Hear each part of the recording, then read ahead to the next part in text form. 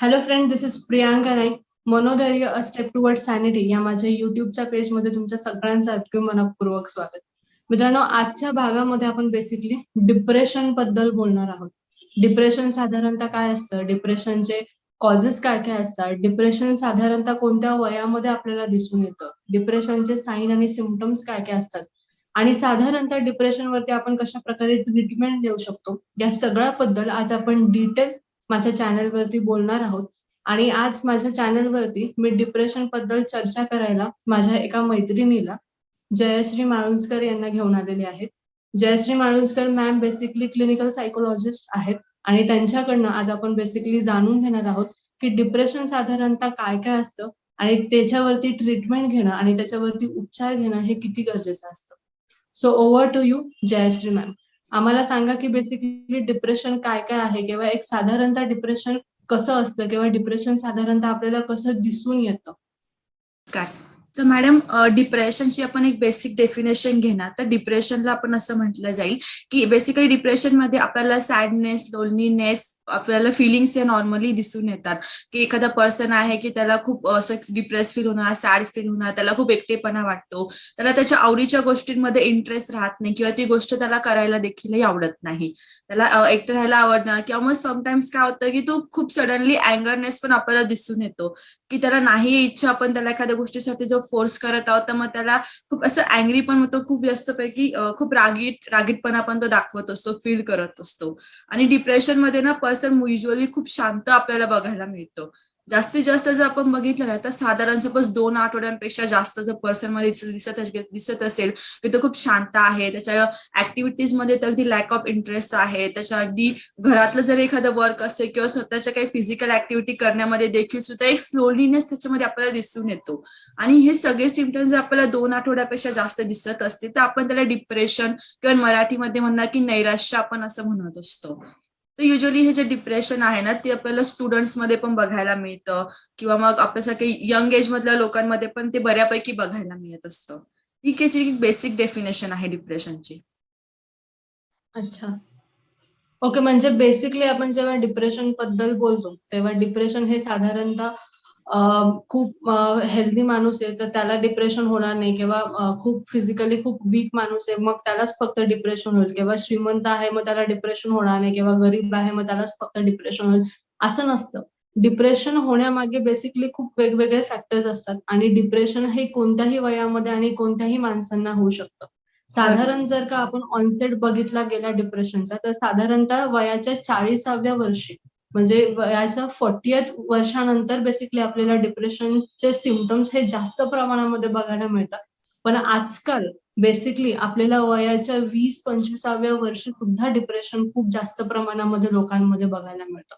हो. आता बेसिकली आपण डिप्रेशनच्या सिम्पटम्स बद्दल जेव्हा बोलतो तेव्हा डिप्रेशनचे खूप वेगवेगळे सिम्पटम्स असतात. पण त्याच्यामधले जे मेन 2 सिम्पटम्स आहेत की जे बेसिकली डॉक्टर बघतात की क्लिनिकली डायग्नोज डिप्रेशन ज्याच्यामुळे होतं, आपण असं म्हणतो की ते 2 मेन जे सिम्पटम्स असतात त्याच्यामधला जो पहिला सिम्पटम आहे तो असतो सॅडनेस ऑफ मूड आणि जो दुसरा सिम्पटम आहे त्याला आपण म्हणतो की अॅनिडोनिया.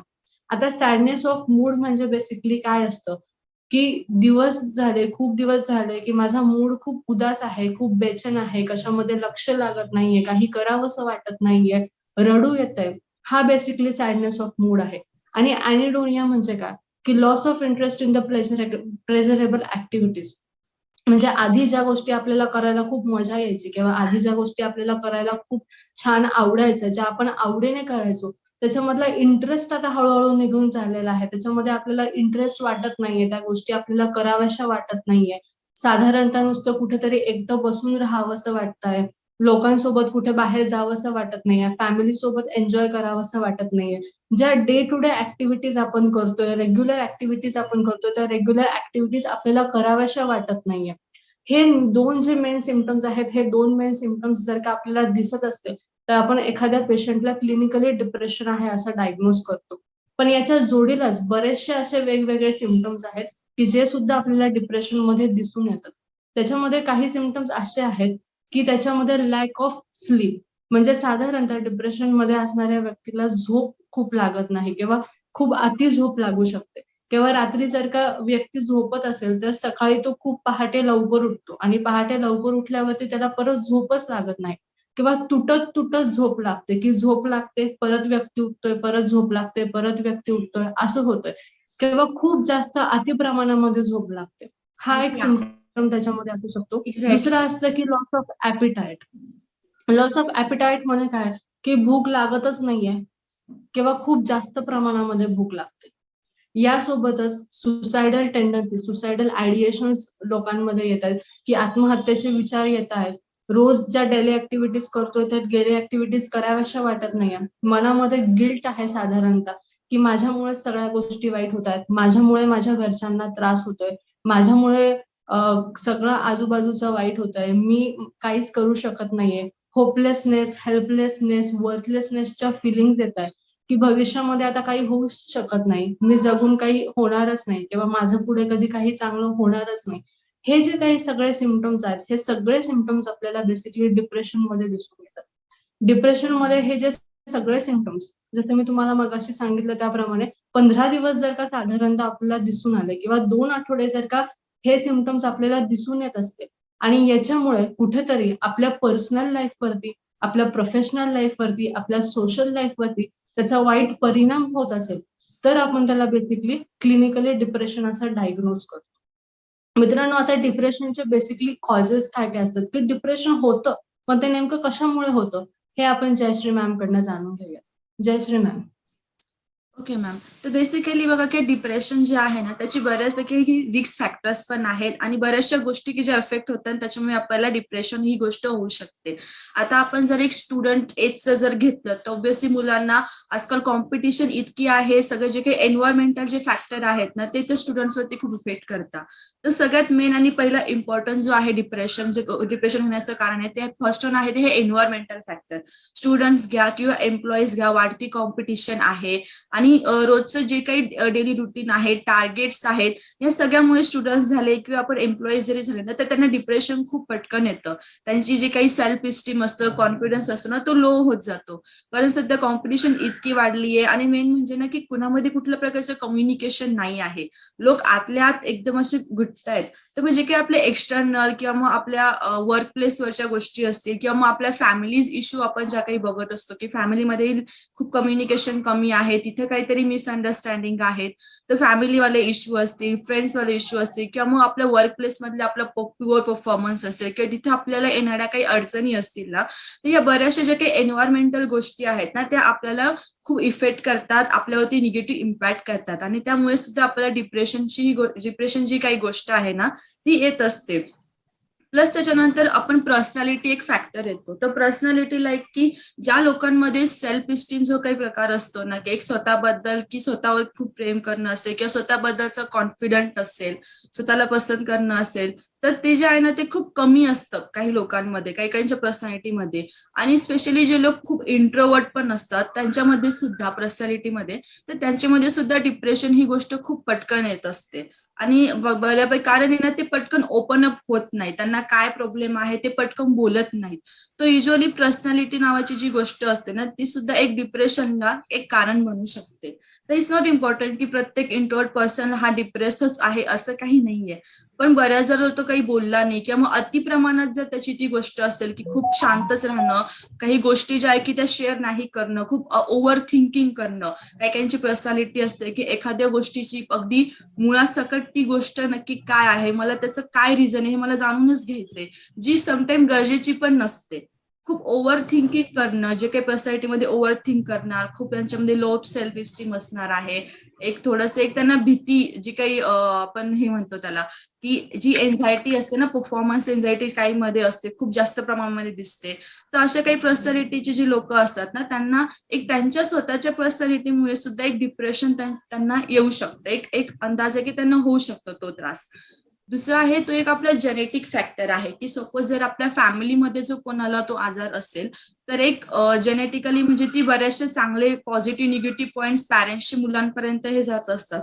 तसे जेनेटिकली फॅमिलीमध्ये जर कोणाला खूप मेजर डिप्रेसिव्ह प्रॉब्लेम असेल तर तो त्याच्या पर्सनॅलिटी थ्रू किंवा जेनेटिकली थ्रू त्या चाइल्डला सुद्धा तो होऊ शकतो. म्हणजे साधारण त्याचे 70% चान्सेस असतात की तो इलनेस आपल्या पुढच्या पिढीपैकी पण कोणाला तरी होऊ शकतो. त्यामुळे जेव्हा आपण जसं क्लिनिकमध्ये सायकोलॉजिस्ट किंवा सायकॅट्रिस्ट कडे जातो तर त्यांची प्रत्येक हिस्ट्री मागितली जाते. तर फॅमिली हिस्ट्रीमध्ये पण विचारलं जातं की हा जर कधी तुमच्या फॅमिलीमध्ये कोणाला असे सिम्पटम्स होते का, अशा प्रकारे काही जाणवत होतं का. तर देर इज अ फॅक्टर्स की इट्स नॉट इम्पॉर्टंट की एन्व्हायरमेंटल फॅक्टरमुळे किंवा त्या पर्सनच्या पर्सनॅलिटीमुळे होत असेल, तर जेनेटिकली सुद्धा फॅमिलीमध्ये कोणाला असेल तर तो पुढच्या पिढीला सुद्धा होण्याचे चान्सेस असतात. आणि जो एक लास्ट वाला जो एक पॉइंट आहे तो आहे बायोकेमिस्ट्री. बायोकेमिस्ट्री म्हणजे आपल्या ब्रेनमध्ये बरेचसे केमिकल्स असतात, जसं डोपामाइन झालं, सिरोटाइन झालं. तर त्याच्यामध्ये पण डोपामाइन आणि सिरोटाइन, तर सपोज जर आपलं जे काही डोपामाइन असेल त्याची जर लेवल थोडीफार कमी जास्त झाली किंवा सिरोटाइनची सुद्धा, म्हणजे केमिकल जे इनबॅलन्स जे होतं ब्रेनमध्ये, त्यामुळे सुद्धा डिप्रेशन ही गोष्ट होत असते. सो त्याच्यासाठी बेसिकली आपण एक मेडिकेशन्सची ट्रीटमेंट जी असते ना ती बेसिकली दिली जाते. जर ब्रेनमध्ये काही केमिकल इनबॅलन्स झाला असेल, जे केमिकल जे मी तुम्हाला सांगितले डोपामाइन आणि सिरोटाइन, तर त्यामुळे सुद्धा आपल्याला डिप्रेशन होण्याचे खूप सारे चान्सेस असतात. सो मग एन्व्हायरमेंटल फॅक्टर, पर्सनॅलिटी, जेनेटिक आणि बायोकेमिस्ट्री या अशा बऱ्याचशा या 4 मेन फॅक्टर्स आहेत की त्याच्यामुळे एक डिप्रेशन होण्याचे चान्सेस आपल्याला दिसून येतात. एक्झॅक्टली, बरोबर सांगितलं मॅम तुम्ही. बेसिकली डिप्रेशन होण्यामागे बरेचसे खूप फॅक्टर्स असतात की आपण असं म्हणू नाही शकत की हे एक पर्टिक्युलर फॅक्टर आहे आणि याच्यामुळे डिप्रेशन झालं, किंवा हे एक पर्टिक्युलर फॅक्टर आहे आणि याच्यामुळे डिप्रेशन झालं. जसं मॅमने सांगितलं तसं आपण बघू शकतो की स्ट्रेसचे फॅक्टर्स आहे, एन्व्हायरमेंटल फॅक्टर्स आहेत, किंवा जेनेटिक प्रिडिस्पोजिशन्स आहेत, किंवा केमिकल इम्बॅलन्सेस आहेत. अशी बरीचशी कारणं आहेत की ज्या कारणांमुळे बेसिकली डिप्रेशन होऊ शकतं. आयुष्यामध्ये येणारे जे काही छोटे मोठे ताणतणाव असतील, त्या ताणतणावामधनं सुद्धा आपल्याला डिप्रेशन येऊ शकतं.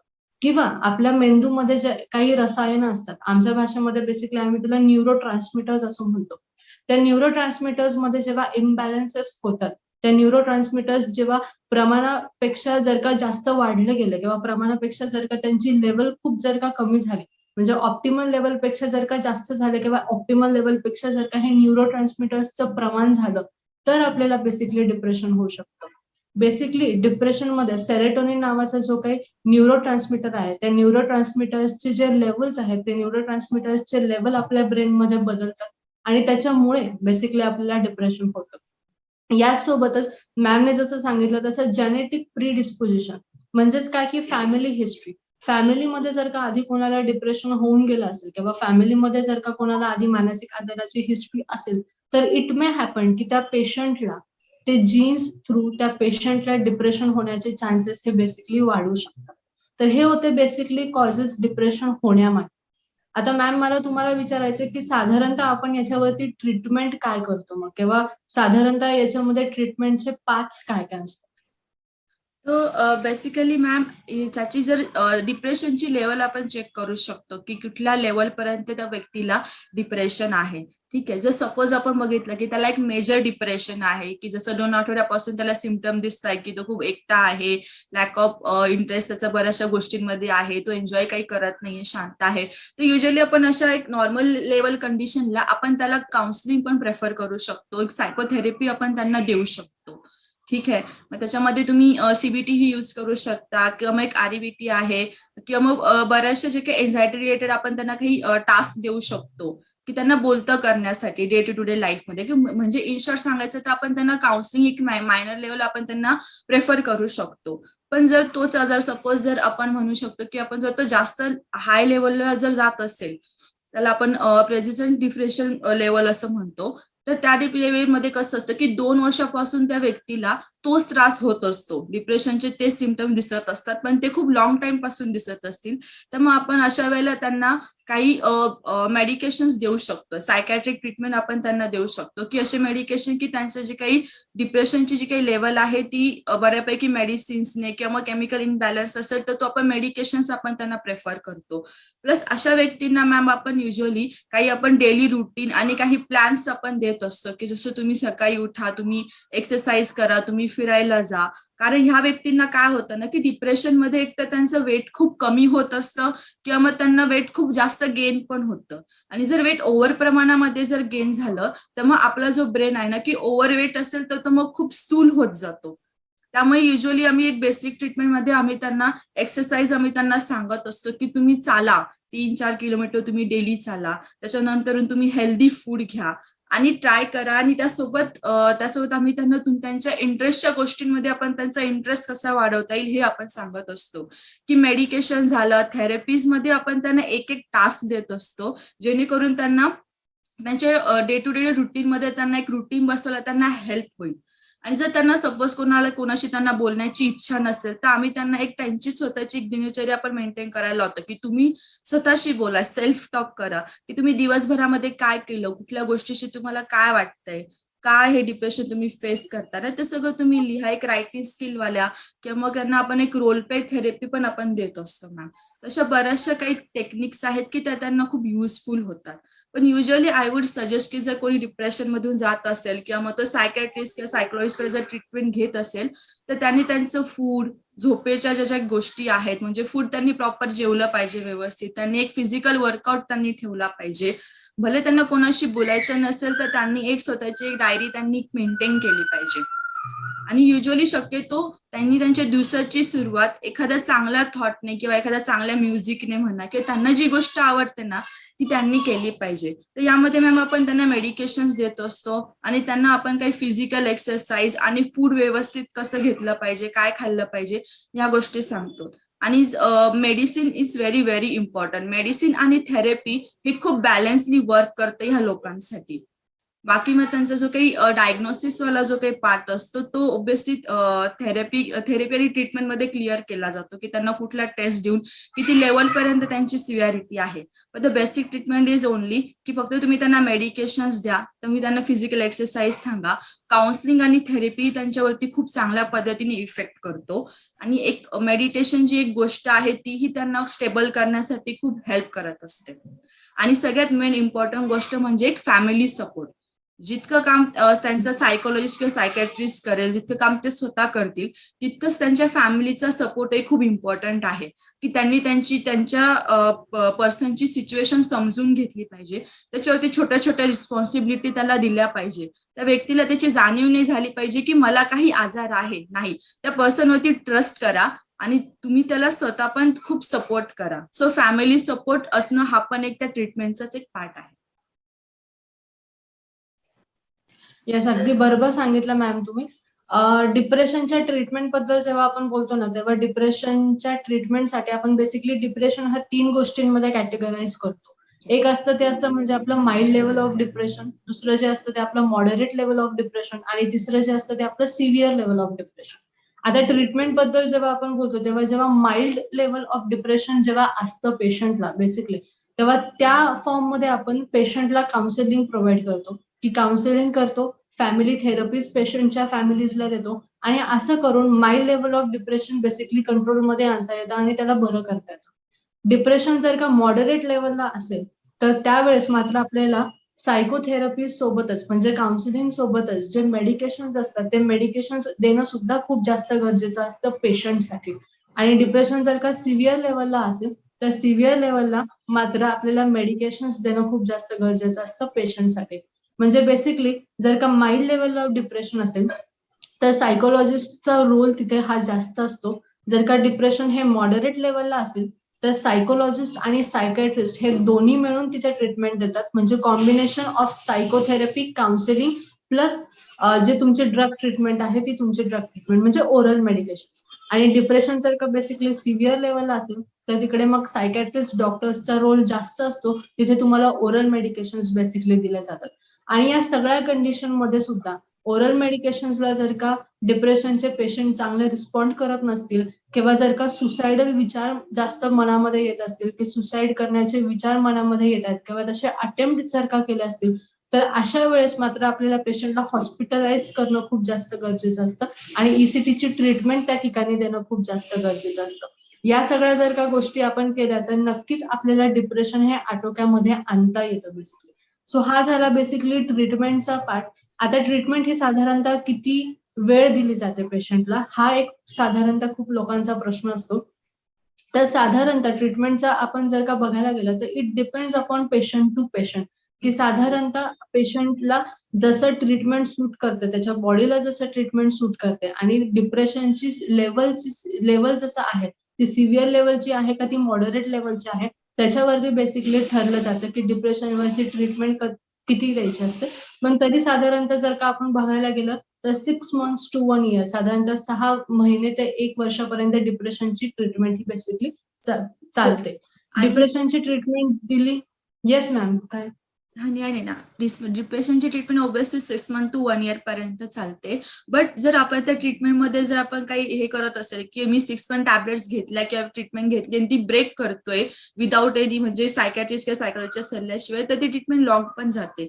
आणि खूपदा काही पर्सन्स असे पण असतात की त्यांना ऍटलिस्ट लाईफ टाईम त्यांना एक तरी गोळी ही चालू असते, कारण ती डिपेंड्स ऑन देम. की बऱ्याचदा त्यांना असं असतं की ते खूप मेडिकेशनवरती पण ते खूप डिपेंडंट होतात.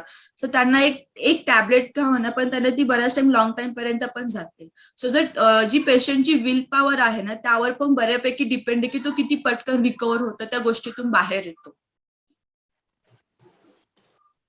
करेक्ट आहे मॅम.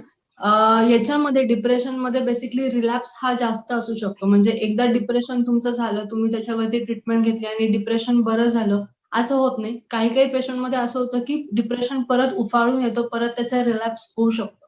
त्याच्यामुळे अशा कंडिशनमध्ये बेसिकली तुमचे जे सायकॅट्रिस्ट डॉक्टर्स असतात, तुम्ही त्यांना व्यवस्थित कन्सल्ट करूनच तुम्ही त्याची ट्रीटमेंट घेणं हे खूप जास्त गरजेचं आहे. मॅमने मगाशी सांगितलं की फॅमिली सपोर्ट असणं हा खूप जास्त गरजेचा आहे डिप्रेशनच्या पेशंटसाठी. ते अगदी खरं आहे. फॅमिली सपोर्ट जर का डिप्रेशनच्या पेशंटला चांगला दिला गेला, तर नक्कीच डिप्रेशनचा पेशंट लवकरात लवकर बाहेर पडू शकतो. आणि या ट्रीटमेंटमुळे, या काउन्सिलिंगमुळे म्हणा किंवा या ट्रीटमेंटमुळे म्हणा, हे जर का लवकर केलं गेलं, म्हणजे जर का तुम्हाला असं वाटतं की डिप्रेशनचे सिम्पटम्स आता दिसायला लागले आहेत, तर तुम्ही अर्ली इंटरव्हेन्शन जर का करून घेतले, म्हणजे जास्त उशीर न करता लवकरात लवकर जर का तुम्ही ट्रीटमेंट करून घेतली, तर नक्कीच तुमची जी क्वालिटी ऑफ लाईफ आहे ती वाढते, तुमची जी प्रोडक्टिव्हिटी ऑफ लाईफ आहे ती वाढते आणि माणूस आयुष्यामध्ये आधी ज्या सगळ्या गोष्टी चांगल्या पद्धतीने करत होता, तो तसा चांगल्या पद्धतीने परत करायला लागतो. त्याची प्रोडक्टिव्हिटी ऑफ लाईफ वाढते, त्याच्या आयुष्याचा दर्जा वाढतो आणि आधी तो जसा होता तसा तो चांगला परत होऊ शकतो. आणि डिप्रेशन हे पूर्णतः बरं होऊ शकतं. फक्त गरज एवढीच आहे की त्याला तुम्ही व्यवस्थितपणे ट्रीटमेंट घेणं खूप जास्त गरजेचं आहे. मॅम, तुम्हाला यात काही ऍड करायचं? ऍक्च्युली ओव्हरऑल तुम्ही पार्ट तसा कव्हर केलाय. बट तुम्ही म्हणाला अगदी एकदम करेक्ट आहे की त्यामध्ये की जो पर्सन आहे ऑब्व्हियसली त्याचा फॅमिली सपोर्ट खूप खूप इम्पॉर्टंट आहे. कारण अशा लोकांना आहे ना खूपदा एक गैरसमज होतात लोकांचे की हा पर्सन नाटक करतोय किंवा खूपच ड्रामॅटिक आहे, यांना कामच करायचं नाहीये. तर असं नसतं. तर अशा कंडिशनमध्ये खरंच जेन्युइनली त्या पर्सनला समजून घेण्याची खूप गरज असते. जसं आपल्याला फिजिकली एक आजार होतो, तर आपल्याला हाताला सपोज जखम झालीये ना, तर ती पट्टी आपल्याला दिसते लगेच की हा याला काहीतरी झालंय, याला त्रास होतोय, त्याला ती वस्तू उचलता का येत नाही, तर का त्याच्या हाताला लागलंय. पण इंटरनली जे काही आजार असतात, मानसिक आजार असतो ना, ते बाहेर असे नाही दिसू येणार किंवा त्याला असे काही लेबल नाहीये की ज्या माणसाला मानसिक आजार आहे आणि तो असं काही करू शकत नाही. जर खरंच कोणी आपल्या आजूबाजूला परिसरामध्ये जर असं काही पर्सन आहे की तो खरंच अशा काही गोष्टी आहे तो फील करतोय की त्याला एकटं वाटतंय, नाही वाटत इंटरेस्ट, त्याला काहीतरी आतून काही त्रास आहे ना, तर आपण त्याच्याशी बोललं पाहिजे, त्याला समजून घेतलं पाहिजे. मेन म्हणजे ना अंडरस्टँड करणं खूप इम्पॉर्टंट आहे. फक्त एक वर्ड की मी तुला समजू शकतो, आपण इतकं जरी बोललो ना तर त्या व्यक्तीला एक रिलीफ मिळतो, त्याला बऱ्यापैकी आजार बरा होतो की नाही माझं ऐकून घेणार आणि समजून घेणारं कोणीतरी आहे. तर बेसिकली ह्या आजारामध्ये तुम्ही जितकं अंडरस्टँडिंग ठेवाल आणि मेन थिंग म्हणजे ना जी काही डिप्रेशन हा जो आजार आहे तो ठीक होण्यासाठी ना पेशन्स असणं खूप महत्वाचं आहे. त्या पेशंटमध्ये सुद्धा आणि त्याच्या फॅमिलीमध्ये सुद्धा की सिच्युएशन ऍक्सेप्ट करून पेशंटली आपण त्याचं वाट पाहिली पाहिजे की हा आजार आहे तर याला बरं व्हायलाही वेळ लागेल. बऱ्यापैकी लॉंग ड्युरेशन पर्यंत चालेल, त्याच्यामध्ये बरेचसे मूड स्विंग्स होणार आहेत, तो व्यक्ती कधी चिडणारही आहे. तर या गोष्टी सगळ्या एक ट्रीटमेंट पूर्ण होण्यासाठी ना पेशन्स पण खूप इम्पॉर्टंट असतात. तर पेशन्स ठेवा आणि मेन म्हणजे ना अंडरस्टँड करा आणि त्या व्यक्तीवरती ट्रस्ट करा आणि त्याला योग्य त्या वेळी योग्य त्या पर्सनकडे सायकोलॉजिस्ट किंवा सायकॅट्रिस्टकडे तुम्ही त्याला रेफर करा. अगदी खरंय मॅम. मानसिक आजार हा बेसिकली रिअल आहे. मानसिक आजार हा कॉमन आहे आणि मानसिक आजार हा ट्रीटेबल आहे. मानसिक आजारावरती जर का तुम्ही ट्रीटमेंट घेतली तर तो बरा होऊ शकतो आणि मानसिक आजाराचे कोणतेच पेशंट हे बेसिकली काम करू नये किंवा काम व्हावं नाही म्हणून ते नाटक करत असतं असं काही नसतं.